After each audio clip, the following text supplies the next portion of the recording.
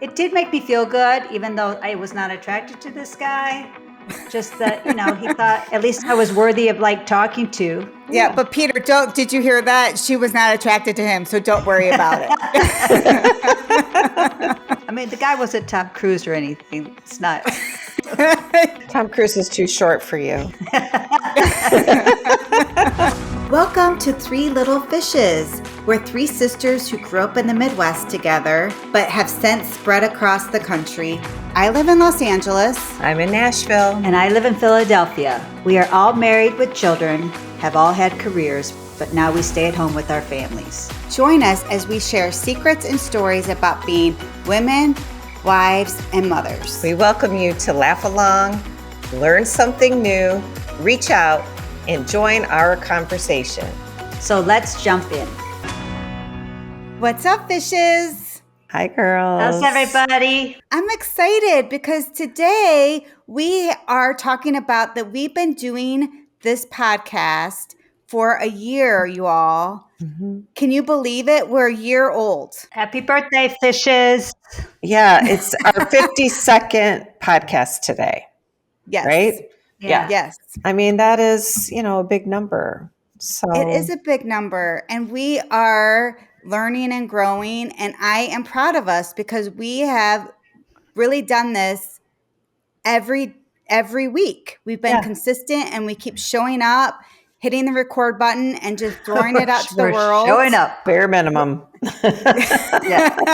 But I brought a little champagne, and I just want to give a little toast to you all. Thank you for showing up and doing this podcast with Three Lil Fishes, and hopefully we're continuing to grow and having other fishes join us and jumping into our conversation. So cheers for showing up and jumping in, and here's to another year. Cheers, fishes. Here's to another in. So you all, it got me reflecting, right? That we've been doing this for a year. Yeah. Lots of people are doing podcasts. What made us sisters decide to do this podcast? I think I'm guilty of it. I think I started the ball rolling. And as I was reflecting about it, I think my reasoning for doing it hasn't changed. I personally love to listen to podcasts. I love to hear other people talking, particularly like celebrities and who was I? Like Kate Hudson, and even Molly Sims now is doing a podcast. Like all these great people who have some really fun things to say, and they're glamorous. But what makes them different than us is we might be all having kind of the same experiences, but not in the same way. Like Kate Hudson, when I brought this to you, the example I gave to you, she was talking about her son was trying to get into college and how terribly hard it was and how stressful it was. And she was wringing her hands like, I hope he gets in. And I believe that that's a real thing. And she's having those emotions and she's throwing that out in the world.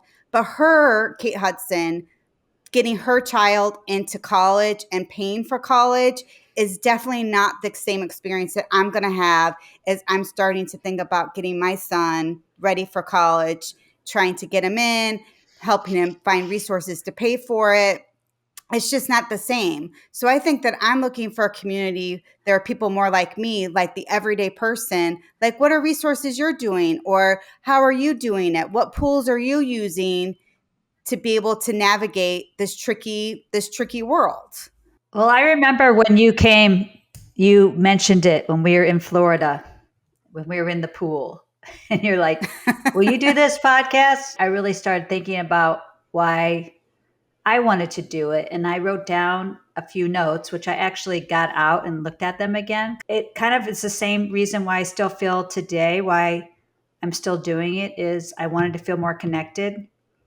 And I think people need to talk to people because people get lonely if they just stay in their homes and they don't connect and interact with people. And it's good therapy to talk to people. So I enjoy talking to your girls. Mm-hmm. And now we do it almost every day, which I love.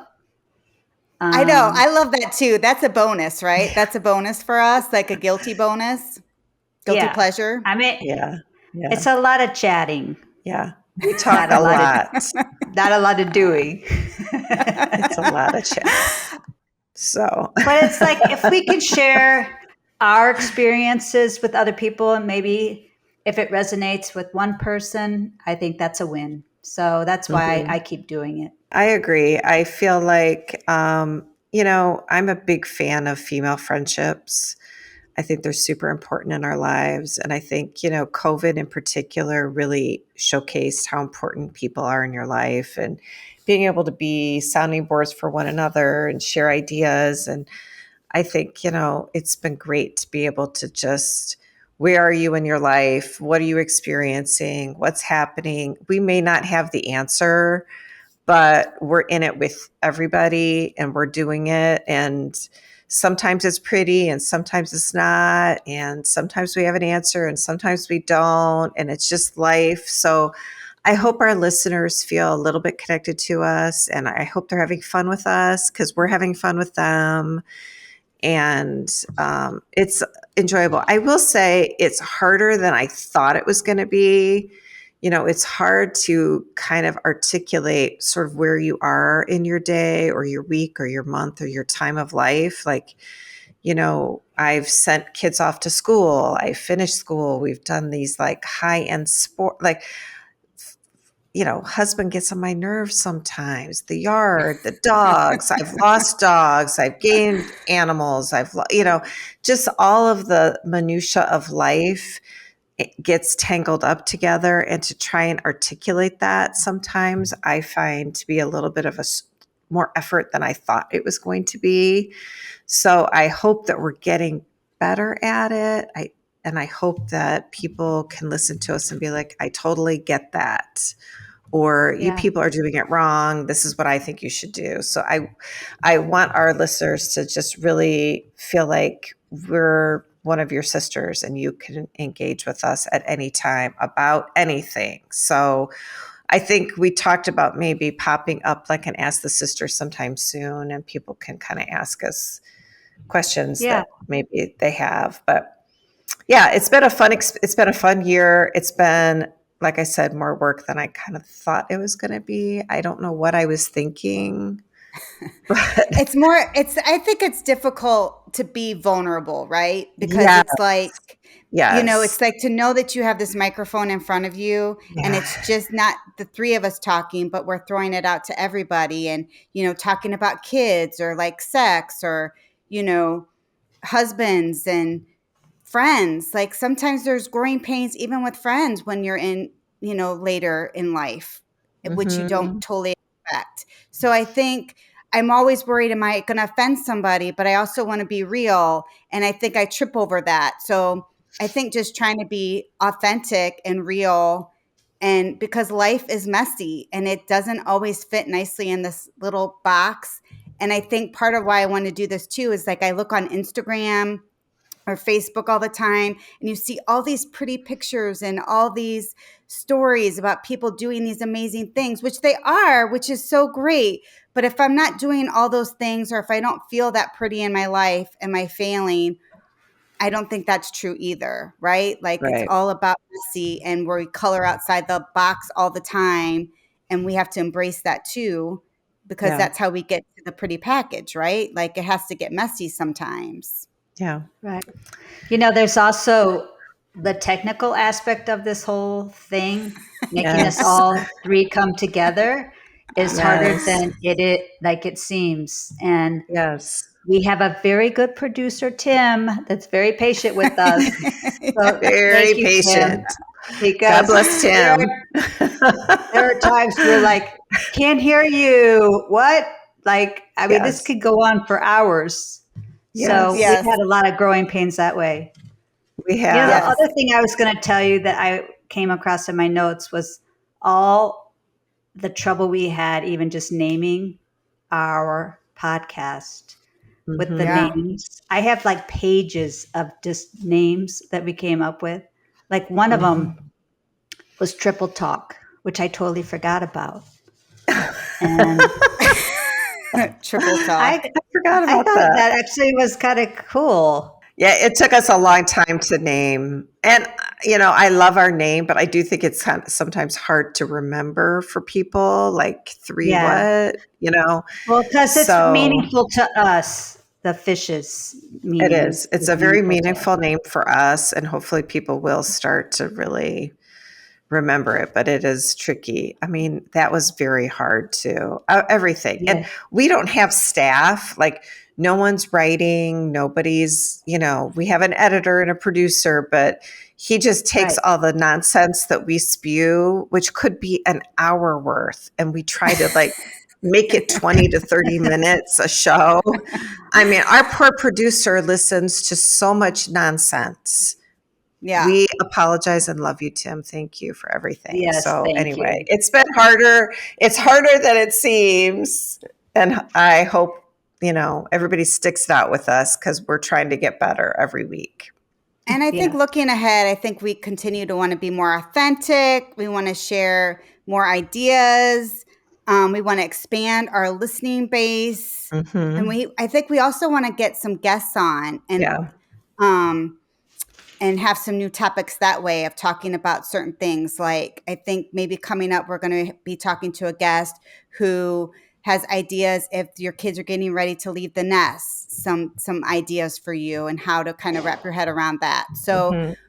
I think we would like to try to do more things and be more creative as we move forward, as we try to get our footing of actually how to do it. And hopefully you guys will continue to enjoy the ride Yeah. with us and continue to invite your fishes, School of Fishes, to jump in and join our conversation as well. And Mm-hmm. some also interesting thing, if you're interested and you want to support the Three Little Fishes, we have some merchandise, and Linda was a part of getting some merchandise. And today, if you see the pod, you'll see that all three of us are wearing a sweatshirt with Three Little Fishes logo, and I'm wearing a hat. Mm-hmm. So we're starting to build out a part of our website that you can go and purchase a t-shirt or a sweatshirt or a hat. More things will come, more designs will come. But if you look at Three Little Fishes, it's all spelled out.com, you'll see shop and you can hit that tab and it'll direct you to the merchandise site. You can, order directly from there. So enjoy. We hope you enjoy it. Yep. So let's move on. And I wanted to just spring something on you girls. I just got done watching the White Lotus Mm-hmm. episode, the newest one for this week. So if you haven't watched it, you I might have want to not pause watched it. it. But did you Mm-hmm. all watch I the watched latest it. episode? Mm-hmm. I did. Yep. I am struggling so hard with moving forward with it on a couple of levels, with like kind of the incest level. And then also I'm struggling with the writing with the three women that are friends. Yeah. And I'm struggling with what they're doing with these friendships. And are they really best friends? Or are they just people that have known each other for a while? Linda, what are your thoughts? Because I know you're up to date. I am up to date. So I feel like when I first started watching the show this season, I loved the women. The backstory is they're these three women that kind of grew up together. They're now probably in their early 50s and they've all been career women. They've stayed very closely tied to each other on some level, and they're on holiday together. And it's just the normal stuff, the banter back and forth, the vacation, getting into that mode. They live in different parts of the country. They know each other super well, so they can kind of razz each other and have fun with each other. But as this holiday is going on, there is like this dark underbelly of this friendship and these different women and the places that they are in their lives. And I just feel like it's a little cliche that the writers couldn't be more creative. So some of the women are kind of going off the rails. There was like a little bit of a cheating element to it. Not a little bit. There was a cheating element. There was like, why is that the portrayal of these female friendships? I feel like it's very lazy of the writers. They could have done something else. And then the other element that you talked about, I don't buy either. And I feel like the writers are just being lazy. There's a couple of brothers that are on holiday with their family, and they seem to be a very close-knit family. And they're kind of like got a wild hair up their butts, and they go on this yacht and they go on this big party. Drugs are involved. They get involved in like this threesome, and two of the threesome were brothers, and I just don't buy it. I don't care how stoned you are. You're not gonna make out and do other things with your brother. It's just not gonna happen. So I just feel like I'm gonna use the word lazy again because I can't think of another adjective, but it's not creative. It's not creative. It's not interesting. It's just they're being sensationalists, and it's not interesting. And I want to stop watching it, but the very first episode, somebody gets shot, and I want to know who gets shot and who shoots them. So you're still hooked for sure. I am going to try and figure out who gets shot and who shoots them, but I might like fast forward through the show because they kind of lost me too. I was not impressed with that part either. Yeah. But like going back to the women, it also kind of, there's a lot of jealousy playing with the three of them. Yeah. And I just find that to be a little sad. Like that may happen sometimes, but I feel like if you're really a group of core girlfriends, it just makes me kind of sad that that's how you're going to depict these women that are supposed to be your ride or die people for life. Like, well, I would say to me, that's a writer in their 30s that doesn't know any better. Like that is a ageism problem because women who have been friends forever are not jealous of each other. Like we lift each other up, like true friends, women friends. We've talked about this before. Like we straighten each other's crown. Yeah. That doesn't mean we don't give each other a hard time. That doesn't mean we don't make fun of each other. It doesn't mean we don't have fun. It doesn't mean we don't play, but we straighten each other's crowns. We don't go after each other's love interests. We're not jealous of your job. We're not jealous of your right. Like we celebrate you. Yeah. I just don't buy it. That's somebody who doesn't know any better that's writing that element of the show. And shame on Netflix. That's a no. Well, I haven't even seen this episode, so you kind of like let the cat out of the bag. We're ruining it for you, so sorry. I couldn't help myself. About it. I have to talk about it because I was so bothered by it. And Tim was like, Nancy, are you cutting this show? Like once people lose you, they lose you sometimes. My thought, my only reaction to what you said is, why is writing getting so sexual and like weird? Like, why do we have to go there? Like, what is going on? I don't understand it. The flip side,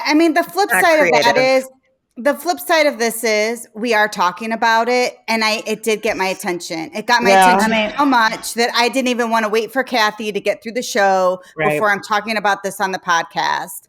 But I just thought it was interesting. And we were talking about women. The three of us were doing the show to kind of have a community and to reach out to a bigger community. Mm-hmm. And it just got me thinking, you know, this isn't what I think about when I think about women and maturing and your core people. And I don't like how they are like off talking to each other with the other one is like sleeping and they're being very secretive. It's weird. Yeah.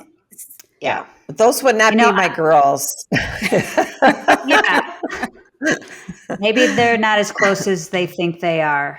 It's weird too. I actually saw Jennifer Coolidge was also interviewed because she was the original like Lotus person. And she was saying that her role, which she called weirdo, her weirdo role, she said, has really impacted her dating life. Because now like these European men, these younger men are finding her attractive. And so she's like, yeah, this has really had a positive impact. So I like that because, it kind of tied into our book. These older women think, oh, well, they're older and no one cares about them. And she's having the opposite experience. Yeah, it does. it does kind of tie into our book and the theme of women and aging. And, Yeah. just because you get older, do you lose your, do you, Linda, you went on spring break and you were talking about like, you were with somebody who was 10 plus years younger than you. And you felt like maybe, and I don't want to speak for you, but you said you felt like maybe she got more attention than, you who's a little bit older. And it's like, but you still to me look amazing. And the ageism thing is real, right? Like, I don't know, like, was that weird for you to be with somebody that you're sitting at a bar with or sitting at the pool and people are coming up and buying them drinks and then not giving you the time of day? First of all, this woman is a goddess, like inside and out. I love her so much, but she definitely got a lot of attention. The rest of us were kind of like ignored. But no, it didn't bother me at all. I mean, I feel like it's always nice if somebody acknowledges, like, you look pretty today, or thank you, or Yeah. you get like a little nod or a compliment or whatever. But no, I have zero like want for that. Been there, done that. I don't need to do it anymore. But certainly a compliment here and there is always welcome, whatever it is. I don't want it to be like disingenuous. But yeah, this woman, she's a doll, and she got a lot of drinks bought for her at this all-inclusive. As you're using bunny ears, people can't see it, but she's people like, can't see it. I'm using air quotes because we were at an all-inclusive, and these guys would be like, can I buy you a drink? She was like, you want to get me one of my free drinks? Okay, sure. There's pool service, there's, everything. So it was just kind of funny, and we all laughed about it, and, she had fun with it. So it is interesting though, right? Like, Kathy, I don't know how you feel, like you're getting older, but if people do pay you a compliment, like, I'm not looking for that either, but I feel like I look in the mirror and I see my age. I see like more lines, and that's okay. Like, I say they're smile lines, right? But I am definitely not, 35 anymore. And sometimes when somebody says, "Oh, hi," or "You look nice," or you can tell somebody is like, "Oh, hi, ma'am, let me get the door for you." Like, and they're doing it because they noticed you. Yeah. It does make me feel good. And does that make me shallow that I'm just like, "Oh, yes, I must look okay," as the kids say. My fit must be okay today, that I still, can do it. Like, what does that say about me, that I'm shallow, that I do sometimes like that attention? Not that I want to act on it, but I don't mind it. Well, I think it's human nature. I think people like to be complimented. I mean, you don't want someone to say something negative about you. I mean, it's a nice thing to do. And I mean, I actually had a compliment paid to me like a couple of weeks ago when I was in Texas visiting my son at this bar. This guy was like, "Hey," giving me attention. And my son beelighted over and was like, "What is this guy talking to you about?" And he was so, darling, because I thought it was so cute that he stood up for me. Yeah, that's sweet. It did make me feel good, even though I was not attracted to this guy. Just that, he thought, at least I was worthy of like talking to. Yeah, but Peter, did you hear that? She was not attracted to him, so don't worry about it. No, of course not. But I just thought it was funny. I thought it was more sweet that my son was worried about me, and he came to my rescue. But don't you also just want to be like, "It's okay, I got it. You don't have to be worried about me. This is not my first rodeo. Don't you worry. Yeah. Watch me handle it." Yeah. I mean, the guy wasn't Tom Cruise or anything. It's not. It's Tom Cruise. Tom Cruise is too short for you. But anyway, compliments are nice. I think no matter who you are. Compliments are nice. I agree. Yeah. Well, it kind of ties into also moving into our book club for this month. So we had our book review, and remind me, what was the book called, ladies? Killers of a Certain Age by Deanna Raybourn. Yeah, Killers of a Certain Age, which is about these 4 women that are retired, but they were assassins. And so we brought our mom on she recommended this book. And so we thought we'd take a few minutes and review what we thought. But it was interesting with these 4 women. One of them in particular, as you talk about it, she very much cared about her look. Like she always could turn heads. And now that she was in her 60s, she's like, I don't have that anymore. And she's just like, but I look in the mirror and I'm that doll I was, at 20. Yeah. Which I could relate to that. Like I understood that feeling of I'm older, but I still, when I look in the mirror, that's not the reflection I remember, right? Right. I mean, how we feel inside and how we look outside sometimes are not always in sync. Yeah. But maybe that's the joy of life, is inside your heart and your head. You can always be young Right. You have and to act mentally be young and tough. have a young spirit so that our body Right. can try and keep up with it. Yeah. Battle it out.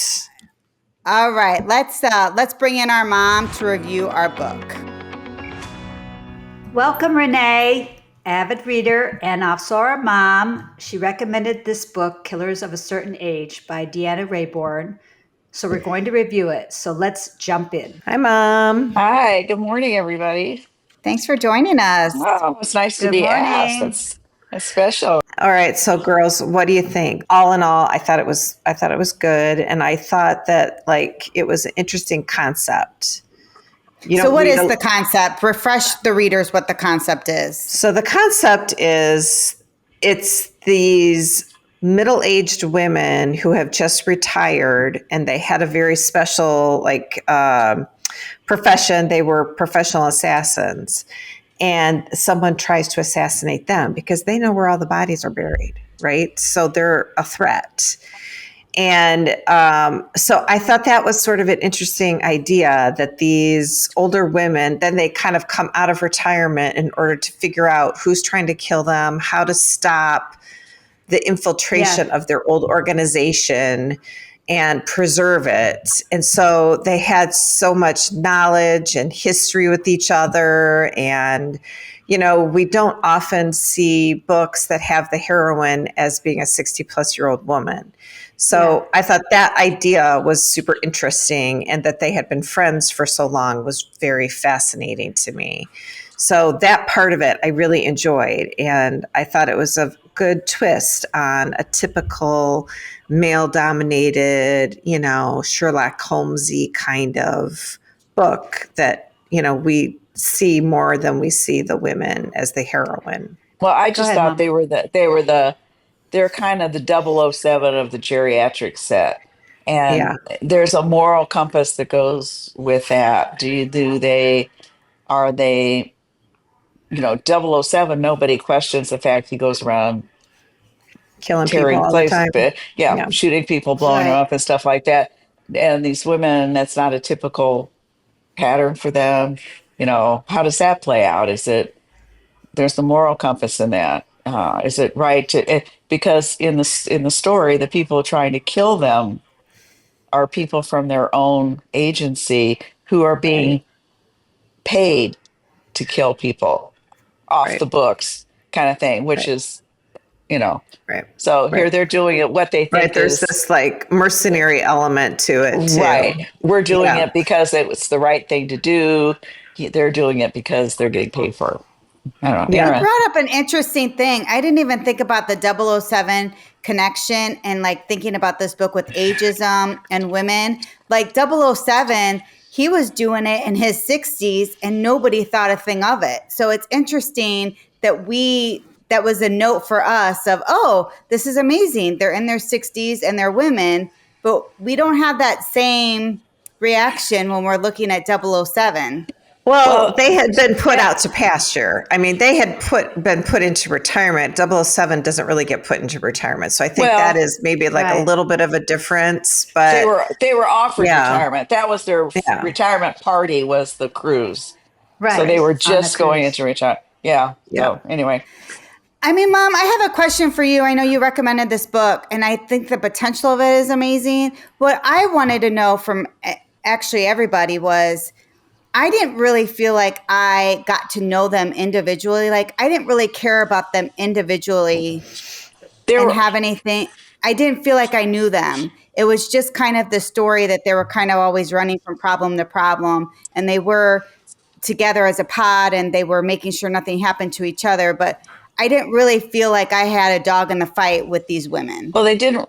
I agree. She should have developed their character. She had a lot of characters, but I wish that the women would have been developed more alike. One of them was uh, Jewish and had suffered through the war. Somebody had lost family in Vietnam, and the ramifications of the reasons that they felt they were compelled to pursue this profession wasn't really clearly laid out. So that is a flaw. And I think there are just You too know, many characters. the one thing I question too is that one character, Mary Alice. You know that she was married to her wife, Akiko, and Yeah. that her wife didn't know she was an assassin. I mean, how can you be married to someone and not know like what they're What they doing? do for a living. Yeah. Well, it I depends mean, on what that they do, seems what she does. impossible. Well, maybe. I I mean, think you know, spies do it all the time. Don't you know all the spies you know? Like they'll tell you like they're the Yeah, spy. but you would know something's up. Like, oh, no, that's it would depend on what she did. If she was a traveler, I have a job that requires me to be gone Monday to Friday, or I'm a troubleshooter for an IT company and they're going to send me to Barcelona next Right. week and I'll be gone.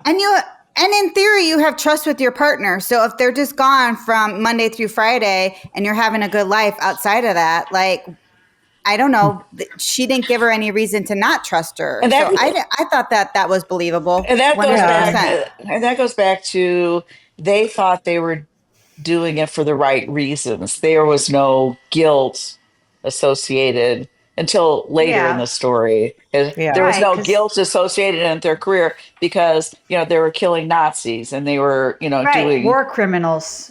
Right. war criminals and things like that. So there's no remorse. So the person's not feeling guilty about it when they come home. It's just, Yeah. I saw her interviewed, the author, Deanna oh, okay. Rayborn, and during the interview, she was like, just like, how does she come up with her topics that she writes about? And she says that a lot of times it happens just innocently, like she's at her kids' assembly at school and she'll like have the program and then she starts to write down like how to kill people and like we'll write it down on the piece of paper and she's like in the Yeah. audience, in the Yeah. auditorium. And then she said sometimes she actually left the program, there, and then people would find it. Like, can you imagine? Oh Like no. what someone would think? Bonnie must die. She dies by a I know. Yeah. knife wound. Yeah. How to I poison someone, Yeah, I mean, they poisoned somebody in the book, like by submerging them in their spa treatment, and their body absorbed the poison or something. I thought that Yeah. was super clever. Yeah. There's a new TV show out. It's got Keira Knightley in it. It's called White Doves, and it's kind of about this too, where she is a spy, but nobody knows she's a spy. Oh, And she has this whole family, and so it's interesting. You should check it out. I think it's on Netflix. White Doves. There's also Like, another PBS story. I'm old, so these things sort of appeal to me. It's called the Marlowe Murder Club. oh yeah, I've seen that. It's good. It's Yeah, good. It is good. yeah, And it's and one woman who decides she thinks her neighbor has been murdered, but nobody pays any attention to her. And so right. she solicits an unhappy minister's wife who's underappreciated, undervalued, and a dog walker who takes over a pet of a man who she liked, who was died or was killed. And they form Yeah. this really bizarre alliance.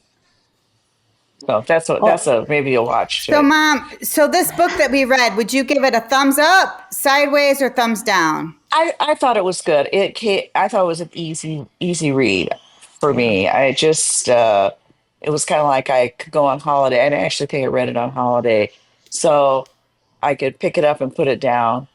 And I thought some of it was interesting. I don't know, like you said, I don't know that I would read it again, but I thought it was good. So you Thumbs know, up. thumbs up. Thumbs up, Kathy. Thumbs up. Sideways. I'm thumbs like down. a middle up. I'm going to say sideways. That was not glowing. Sideways. Linda, thumbs up, sideways, down. I'm going to give it a thumbs up. Yeah. All right, thumbs up. Yeah. I'm going to do sideways. So we're split. Yeah, Yeah. we're split. So two thumbs up, two sideways. People should check it out. There's a sequel coming. Do you guys know this though? Oh, no, I didn't know that. Kills well with others. Yep. Yeah, the same cast of characters. Well, they've gone on to lead kind of nice lives. I don't know that I would reactivate. Mom, thanks so much for being on. We really appreciate it. You always have good insights, and we can't wait for you to come on next time. Okay, what's for dinner? So we're going to do a little different take on what's for dinner this week. We decided in honor of our book. So part of our book took place in New Orleans, and one of the things the ladies ate were beignets. So I actually got a recipe and I made the beignets last night, and then I refrigerated them and made them this morning. And they puffed up beautifully and they were delicious. So I love a I was beignet. very happy, and my children were also very happy because they were like, "What are Yeah. you making?" It all intrigued Smells everybody in my delicious. house. Yeah. I love beignets, I and do I've too. never made one. So I'm going to actually use this recipe, and I'm going to see if I can do it because it Yeah. sounds delicious. You know, I think the one thing I learned from making them is they are a little sticky, so you have to really flour the countertop because they'll stick everywhere. And then when you cook them, you can't get the oil too hot because you'll burn them. But you also have to cook them enough that the middle's They're not too doughy. doughy. Yeah. Yeah, it's like a fine line, so you have to really pay attention. Frying is not my forte, but I have made it before, and I agree. Those are good tips. I know. I don't I'll love try it frying too. either. I'm always afraid. I don't like the splash, but I'm gonna give it a try let's all give it a see how it try. turns out. I like So I'll it. report. I'll report maybe next week of how I do, and hopefully Thanks, I don't burn Kathy. down. Hopefully I Yep. don't burn down the kitchen. We want to thank you for listening to our podcast and letting us sisters jump into your day. Please make sure to follow, rate, and review us.